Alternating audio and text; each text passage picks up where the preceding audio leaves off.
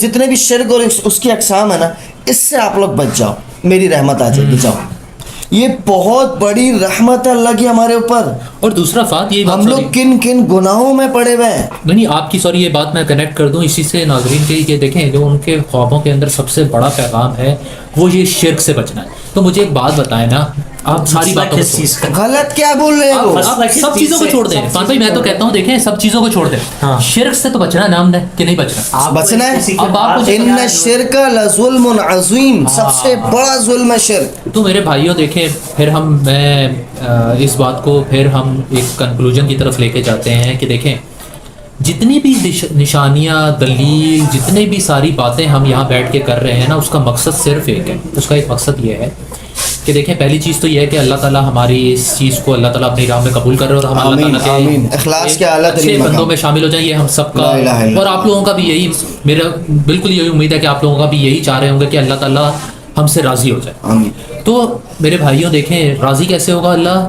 صرف ایک چیز ہم نے کرنی، سب سے پہلے ہم نے یہ جو اپنی انا ہے، یہ جو ہم نے اپنا علم کو سمجھ لیا ہے کہ یہی ہمارے پاس ہے، 40 سال ہو گئے ہمیں پڑھاتے ہوئے، 50 سال ہو گئے ہمیں پڑھاتے ہوئے.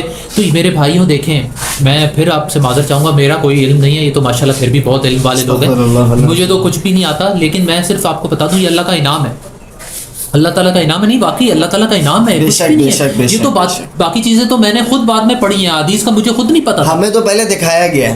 ہم بھی یہی سمجھتے تھے آپ کی طرح کہ مہدی مدینہ سے ہوں گے. میں تو سمجھتا تھا آپ تو ماشاءاللہ عالم دین، اللہ پاک آپ کو استقامت دے، ہم سب کو استقامت دے.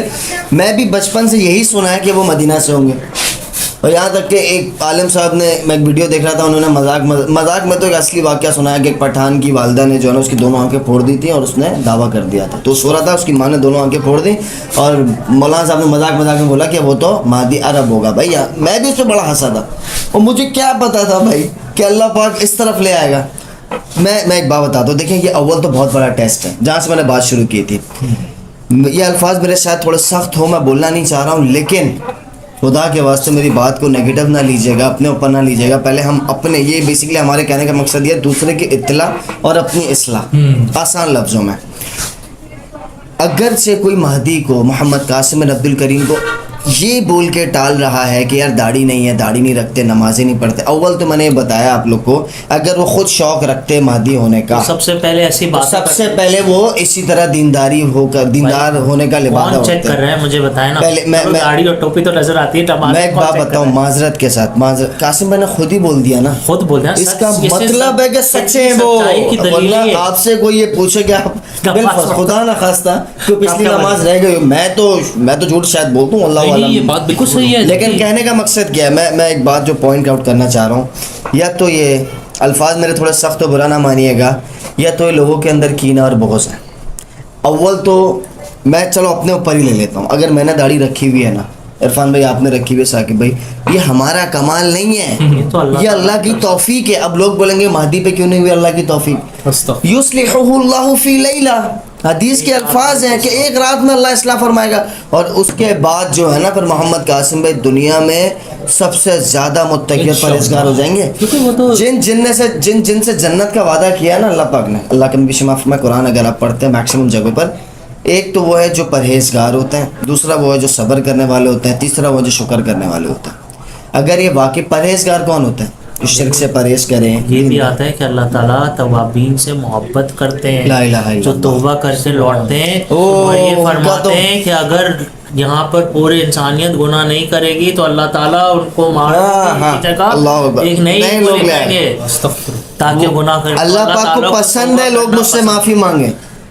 ماشاء اللہ. دیکھیں میں یہی بات کو بس یہی سافٹ کارنر رکھیں سب کے لیے، بس کرنے کے بس ایک میسج آپ لوگ اپنی طرف سے دیں گے. میری طرف سے تو میں نے آپ کو بتا دیا کہ دیکھیں ہم نے اگر کچھ سمجھ نہیں آ رہا نا میرے بھائیوں، دیکھیں میں صرف پھر آخر میں پھر یہی بات کروں گا، کچھ سمجھ نہیں آ رہا تو اللہ سے مانگے.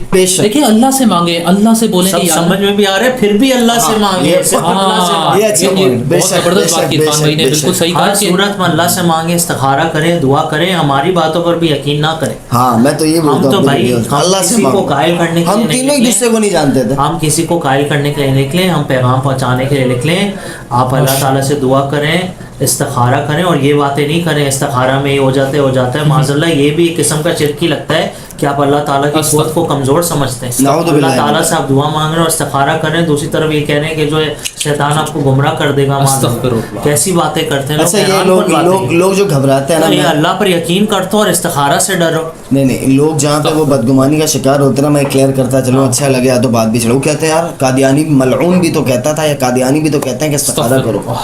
میری بات سنیں, وہ نبوت کی بات کرتے ہیں. ہاں ہم کو نبوت کی اور محمد قاسم بن عبد الکریم بھی بات شروع کرنے سے پہلے کہتا ہے میں اللہ کو اپنا دوست مانتا ہوں اور خاتم النبیین حضرت محمد مصطفیٰ صلی اللہ علیہ وسلم صاحب کو مانتا ہوں. ٹھیک ہو گیا. اب آپ مجھے ایک بات بتائیں, ان کا تو آن لائن لوگ کہتے ہیں کل کو دعویٰ کر دیں گے.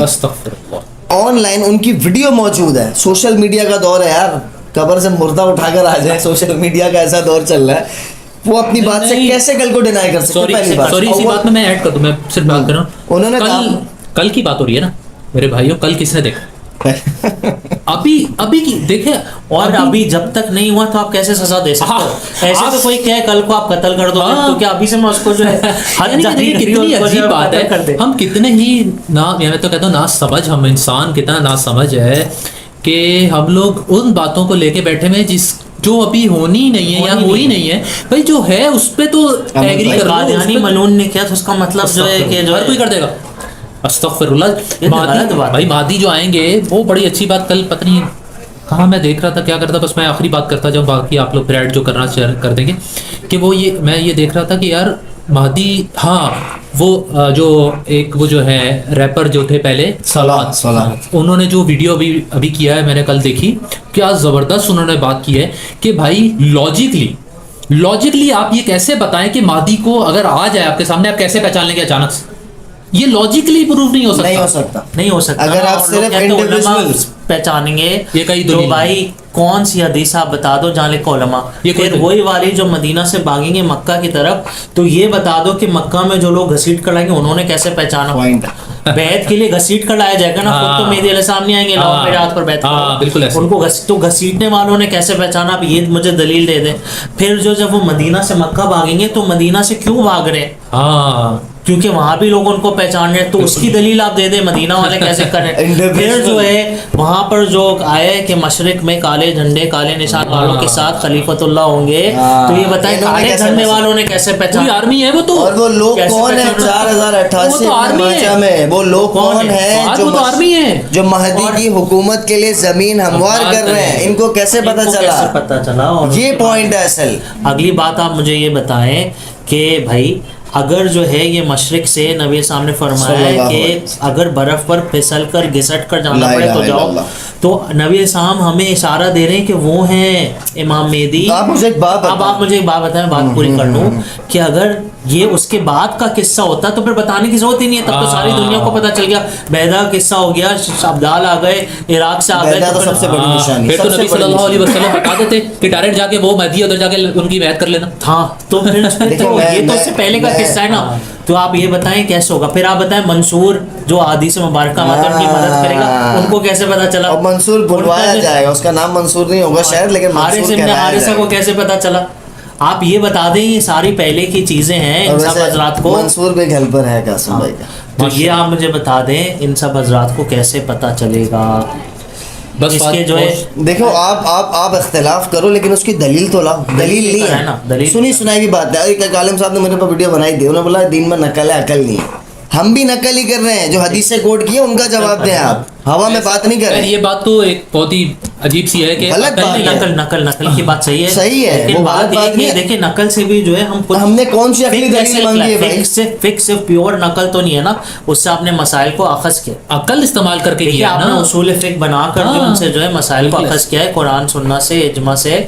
اور میں اس میں تھوڑا آپ بس اس کو ہم کنکلوژن پہ لے کے جائیں. آپ اگر کوئی میسج دینا چاہتے ہیں لاسٹ میں. میں صرف یہی میسج دوں گا کہ خدا کے واسطے کوئی نیگیٹو کمنٹ, گالم گلوچ اس طرح کے الفاظ نہ استعمال کریں. اپنے اپنا ایمان بچائیں.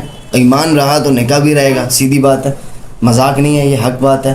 اور اللہ پاک سب سے راضی ہو جائے. اللہ سے مانگے سب سے پہلے, ہماری بات پہ بھی اندھی تقلید مت کرو ہماری, وہ بھی ویری ہونا, سب تو کلیئر بولتے ہیں بھائی, اللہ سے مانگے, آسان لفظ میں. اللہ سب کے اوپر بڑا مہربان ہے, اللہ آج بھی حق دکھانے کو تیار ہے, مانگنے والے بن جاؤ بس. اور ایک بات یاد رکھیں, متکبر کو ہدایت نہیں ملتی.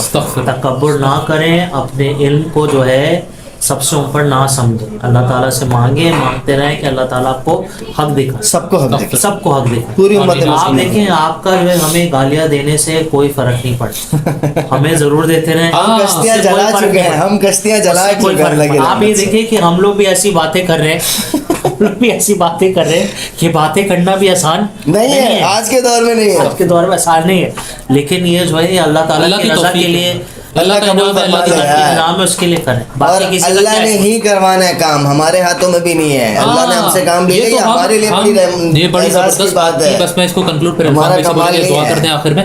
یہ جو بات ہے نا, یہ بہت اچھی بات ہے. دیکھیں, یہ ہمارا کوئی انعام نہیں, ہمارا کوئی کمال نہیں ہے, یہ اللہ کا انعام ہے. اللہ نے کام لینا ہے, بے شک. دیکھیں نا, یہ تو ہم اپنی خوش قسمتی سمجھتے ہیں, یہ تو اللہ تعالیٰ کی بہت بڑا فضل ہے کہ ہم اس راہ میں اپنے آپ کو کچھ تھوڑا بہت کچھ کر رہے ہیں. یہ ہم اپنے لیے کر رہے ہیں. اللہ تعالیٰ کی, بھائی اللہ تعالیٰ کے لیے جو ہے نا, اس کی رحمت ایک تو سب کے لیے ہے, اور اس کے لیے کوئی بھی چیز جو ہے نا وہ ہر کسی سے کام لے لیتا ہے. وہ ایک قوم اگر نہیں بڑھتی, اس کو ختم کر کے دوسری قوم سے کام لے لے گا. آج ہم نہیں کریں گے تو کسی اور سے لے لے گا.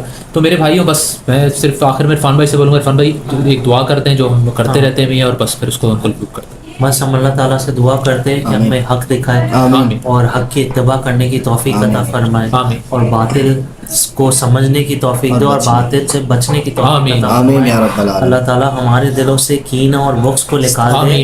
حق کو جب ہمارے سامنے بات آئے تو ہم اپنے ذاتی مفادات کو, اپنے ذاتی خیالات کو, اپنے ذاتی مسلک کو, مذہب کو سامنے لے کر نہ آئے.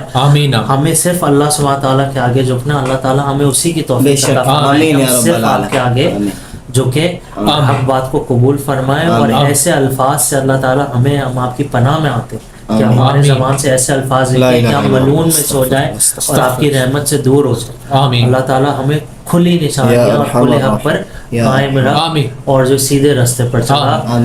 آمین ثم آمین. وآخر دعوانا ان الحمد للہ رب العالمین.